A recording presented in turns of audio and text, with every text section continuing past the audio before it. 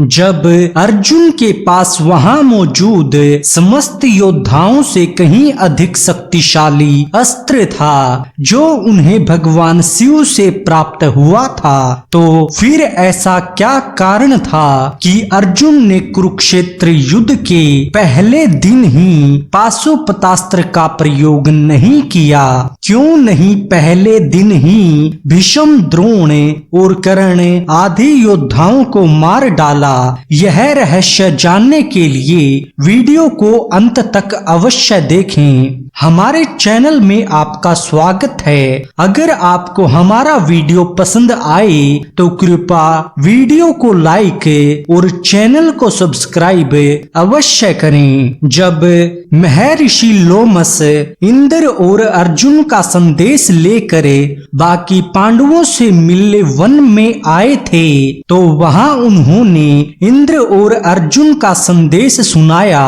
उन्होंने कहा कि तुमने महाभाऊ अर्जुन को दिव्यास्त्रों की प्राप्ति के लिए जो आदेश दिया था उसके विषय में यह निवेदन करना है कि अर्जुन ने भगवान शंकर से उनका अनुपम अस्त्र पाशुपतास्त्र प्राप्त कर लिया है जो अमृत से प्रकट होकर तपस्या के प्रभाव से भगवान शंकर को मिला था। वहीं पाशुपतास्त्र सव्यसाची अर्जुन ने प्राप्त कर लिया है। युधिष्ठिर रुद्र देवता का दुर्भेद्य अस्त्र मंत्र, उपसंहार, प्राश्चित और मंगल सहित अर्जुन ने पा लिया है। अर्जुन ने पाशुपतास्त्र क्यों नहीं चलाया था? इस बात का उत्तर हमें महाभारत में ही वर्णित दो वृत्तांत से मिल जाता है और इन दोनों घटनाओं को जानना अति आवश्यक है। महाभारत के वन पर्व अध्याय 40 के अनुसार जब अर्जुन ने भगवान शिव को युद्ध में संतुष्ट किया था तब महादेव अर्जुन से बोले, पार्थ, तुम्हारा पराक्रम यथार्थ है, इसीलिए मैं तुम पर बहुत प्रसन्न हूँ। पुरुषोत्तम, तुम मुझसे मनोवांछित वर ग्रहण करो। मानव व्यक्ति लोक तथा स्वर्ग लोक में भी ऐसा कोई पुरुष नहीं है जो तुम्हारे समान हो। शत्रु दमन, अक्षत्रिय जाति में तुम ही सबसे श्रेष्ठ हो। अर्जुन बोले, भगवान, यदि आप प्रसन्नता पूर्वक मुझे इच्छा अनुसार वर देते हैं तो प्रभु मैं उस भयंकर दिव्यास्त्र पाशुपतास्त्र को प्राप्त करना चाहता हूँ जिसके आप भगवान रुद्र ही जिनके देवता हैं, जो भयानक पराक्रम प्रकट करने वाला तथा दारुण प्रलय काल में संपूर्ण जगत का सहारा है। महादेव, कर्ण, कृपाचार्य और द्रोणाचार्य, भीष्म आदि के साथ मेरा महान युद्ध होने वाला है। उस युद्ध में मैं आपकी कृपा से उन सभी पर विजय पा सकूं, इसीलिए मुझे दिव्यास्त्र चाहिए। मुझे वह अस्त्र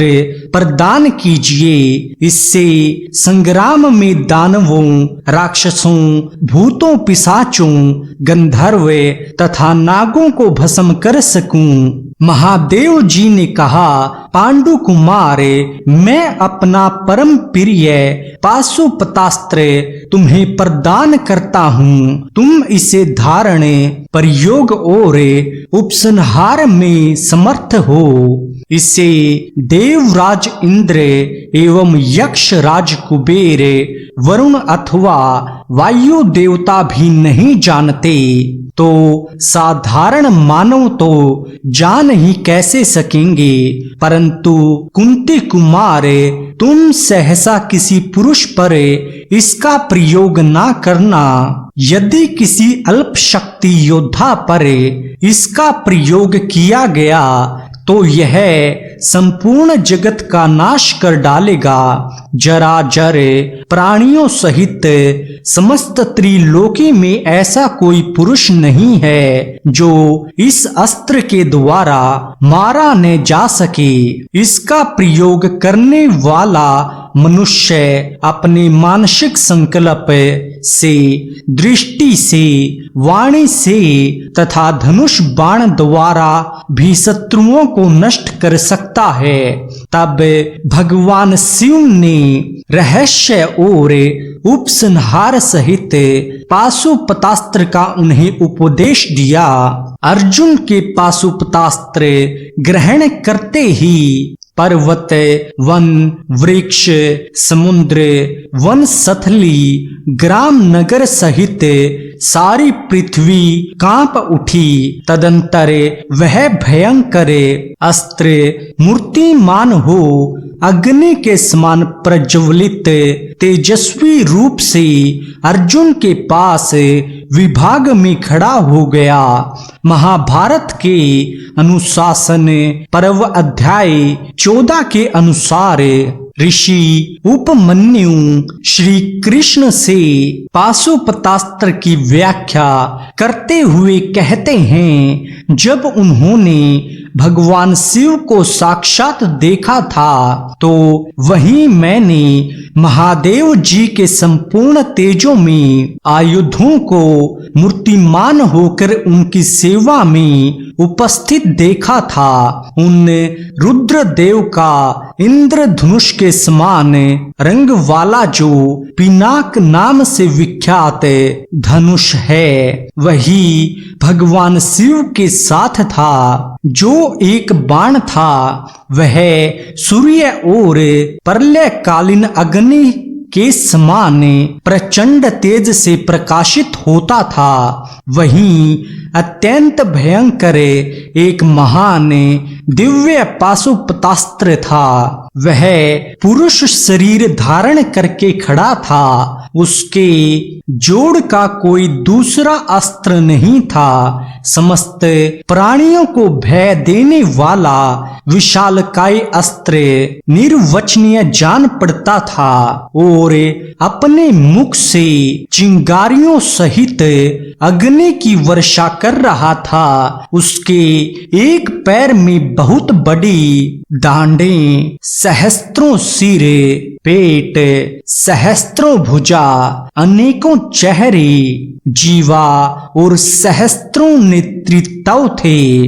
वह आग सा घोल रहा था। संपूर्ण अस्त्रों का विनाश करने वाला वह पाशुपतास्त्र नारायण, इंद्र, आग्नेय और वरुणास्त्र से भी बढ़कर शक्तिशाली था। उसके द्वारा महादेव जी ने लीला पूर्वक एक ही बाण मारकर क्षण भर में दैत्यों के त्रिपुरी को जलाकर भस्म कर दिया था। भगवान महेश्वर की भुजाओं से छूटने पर वह अस्त्र चराचर प्राणियों के सहित संपूर्ण त्रिलोकी को आधे निमेष में ही भस्म कर देता है।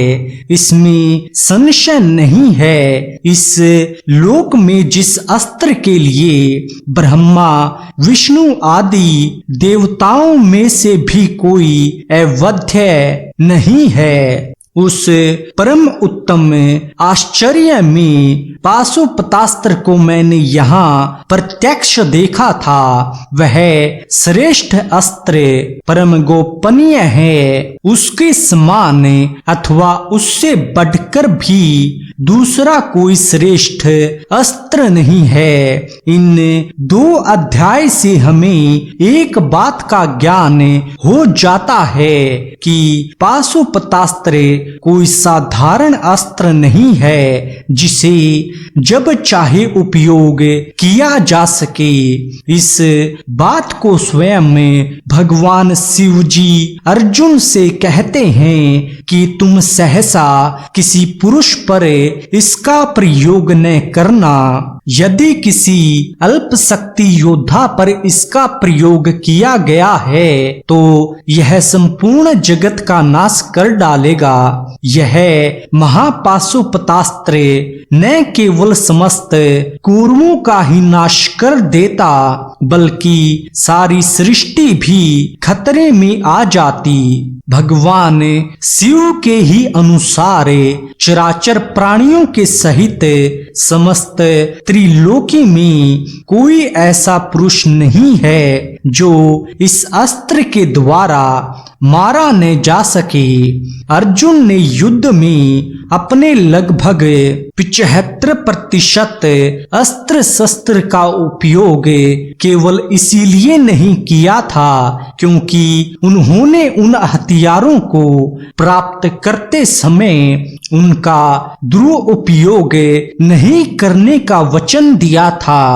यमपाश और उनकी गदा वरुण पाश भगवान विष्णु के कई शक्तिशाली अस्त्र उनका उपयोग अर्जुन ने नहीं किया था। केवल एक समय उन्होंने रुद्रास्त्र का प्रयोग करना चाहा था, वह भी उन्होंने कर्ण के रथ का पहिया धरती में धस जाने के कारण वापस ले लिया था। रुद्रास्त्र पाशुपतास्त्र के समान शक्तिशाली तो नहीं था पर उसमें इतनी शक्ति तो थी ही कि जिसके बल पर उन्होंने कि उन दिव्य दैत्यों सहित उनकी संपूर्ण नगरी को भस्म कर दिया था।